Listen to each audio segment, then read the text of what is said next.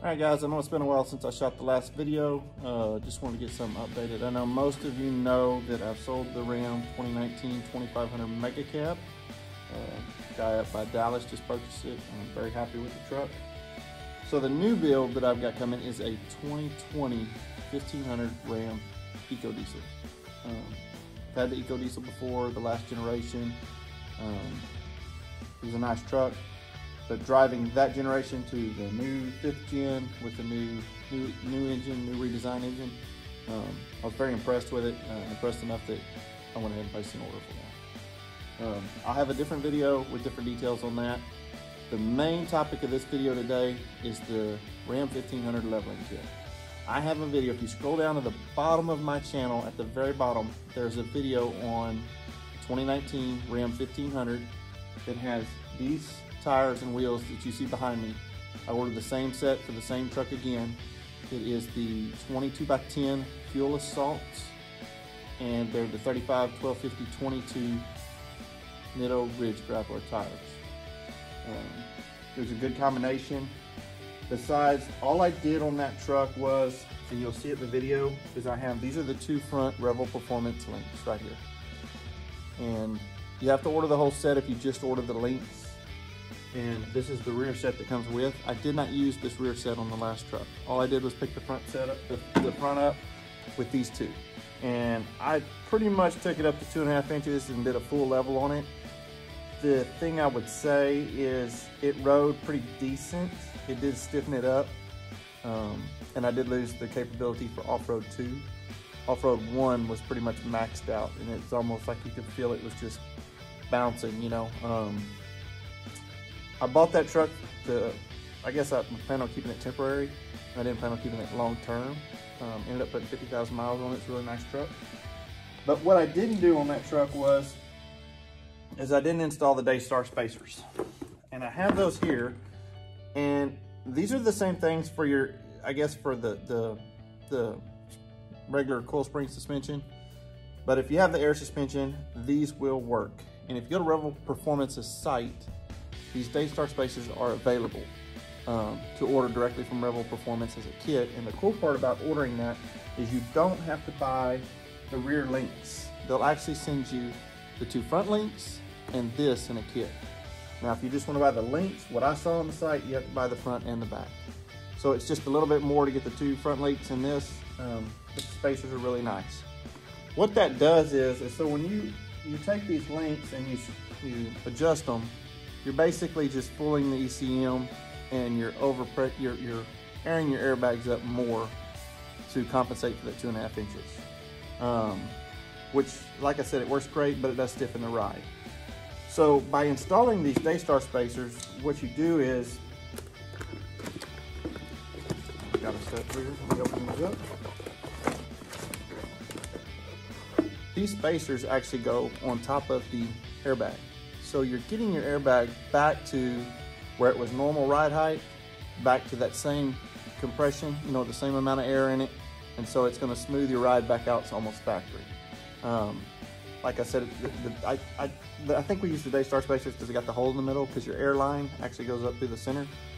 You know, if you look at these Daystar Spacers and everybody says, well, they only measure an inch, or I don't have a tape measure around, but you have to think of the geometry of it, because when you put these spacers in, you know, you're out here, so you're gonna have less spacer, but it's gonna make more of a difference on the outside by the tire. So basically 2.5 inch leveling kit, 2 to 2.5. I'm gonna use the Daystar Spacers. It actually comes with some, if you look in this bag, they're kind of hard to see. That screws on top of the strut, and that's an extender, and that spacer goes over that point right there. Like I said, kit comes with these. Comes with everything in the box.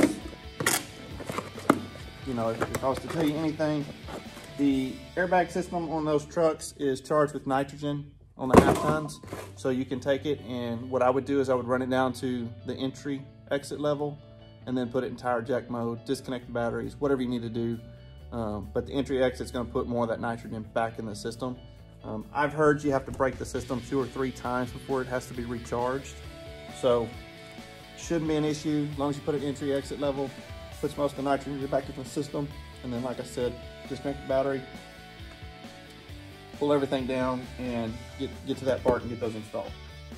The next piece that I looked at, and there's a lot of controversy on this, on whether you do it, you don't do it, that's totally up to you. I ordered the off-road package on this truck, so it's an inch taller. Now, my last truck did not have the off-road package, so I plan on going a little bit more with it, and that's why I also wanted to get the spacer. Now, I've seen videos where they take the upper control arms and they compare them to the upper control arms that Ram offers in the 2-inch lift. This is the Mopar 2-inch lift kit right here, and here's your part numbers for these upper control arms. The upper control arms are the same on the air suspension as they are on the regular lift, of course. Mopar does not offer this kit for the air suspension. It comes just for the coil and the metal suspension. So, but you can just order these upper control arms. The part number for those is right here. I'm gonna put this up. If you need to pause it to look at it in the video, let me see there. Upper control arms. Hopefully that comes into focus for you. If not, I may drop them in the comments below, get those part numbers for you. So, the difference between them, and I heard that they upgraded them somewhere on the 2020s, but when you lay them out, my understanding is these are a little bit longer. If you think about these coming on the air suspension trucks, they say this ball joint does not have a high enough angle. It does not support the weight. And so, you know, I would say the Ram engineers wouldn't sell you a set of these in a kit if they didn't think it was needed. And being that I'm gonna go 2.5 inches, I mean, it's just insurance. And these things, guys, I think they're like 50 bucks a piece. So comes with the ball joint, comes with everything. I mean, you're already breaking it down to get the stuff out. So to me, it's just insurance. I'm gonna go ahead and go with it. The Ram engineers thought these need to be put in on a 2-inch kit. I'm gonna go for it. The other benefit to these arms versus any other aftermarket arms is, look right here. They do come with the factory air suspension knobs on. So you don't have to drill, you don't have to add a link or do anything to make it where you can use your rod. So your rod ends basically, I use one of these back ones and I'll show you. So that's where your rod end is. You take that, snaps right on.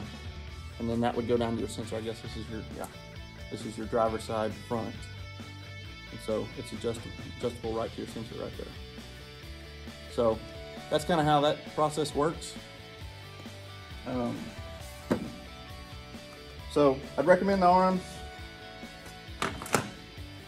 and the Daystar, like I said, and the Revel Performance links. Scroll down to my video below. I have an install on that. This is going to be the part 1 video. My truck is not here yet. Should be here in a couple weeks. When it gets here, I'm going to do a part 2 video, breaking all this down, installing everything, getting all that put together. I don't think I'll use the rear links again because the off-road package is going to be an inch higher, so I don't think I'll need those. And you know, just some of the other things that I use on my truck also, if you're doing this, is I use this on my 2019, it's the Hypertech speedometer programmer. It works really well. My part number's kind of messed up, but I think it's a 752504 is what it looks like. You can look that up on the site just to make sure. This worked on my 2019 Ram 1500. It worked on my 2019 2500. Of course, I had to deprogram the 1500, program the 2500. I deprogrammed the 2500. And this will work on the should work on the 2020 1500. So I use this to reprogram the speedometer, and you can go within 1/8 inch on those, and it gets pretty accurate. The other thing that you do on that is it has a so you plug this into the plug from the programmer, but this goes up into the top of the dash. I'll do another video on that for y'all and show y'all how you plug these in. There's a little strip up behind the, I guess, the headlight switch under the dash, and this just 2-prong plugs into that strip. You plug that in, and then you power the USB to this, and it powers right up. It'll go through and flash the modules. It works really well. You can change gear ratio and tire sizes. I think it goes up to like a 44, so you're pretty much covered. In my clearance on these, on my last truck, there's 2 little rubber flaps that are right there in front of the step on the Limiteds.